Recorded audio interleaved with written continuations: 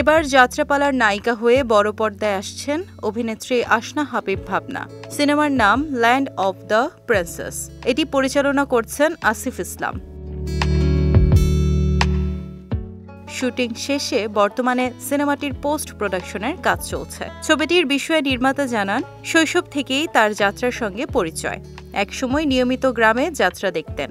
সেই থেকেই ঝলমলে আলো, যাত্রার আয়োজন, সঙ্গীত, সাজসজ্জা গভীরভাবে তার মধ্যে ছায়া ফেলে। সেই চিন্তা থেকেই যাত্রা নিয়ে গল্প বলার অপেক্ষায় ছিলেন। এবছর সেই সুযোগ পেয়েছেন। আসিফ বলেন, একসময় যাত্রা ছিল বিনোদনের অন্যতম মাধ্যম। সেই যাত্রাটা কিভাবে দিন দিন বিলীন হয়ে গেছে, কিভাবে টিকে থাকার লড়াই করছে, সেই অভিজ্ঞতা নিয়েই সিনেমাটি বানিয়েছি। সিনেমায় প্রিন্সেসের চরিত্রে অভিনয় করেছেন আসনা হাবিব ভাবনা। চরিত্রটিকে ক্যারিয়ারের অন্যতম অভিজ্ঞতা বললেন তিনি।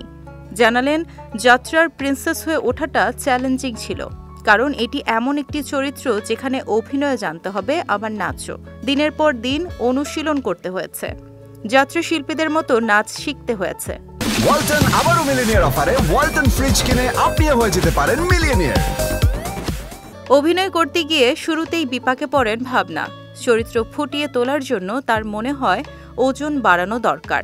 আমার কাছে মনে হচ্ছিল তা না হলে চরিত্রটি ধরা সম্ভব নয়, যে কারণে পরিচালকের সঙ্গে কথা বলে 9 কেজি ওজন বাড়িয়েছি। চরিত্রটি দর্শক মনে রাখবে, বলেন ভাবনা।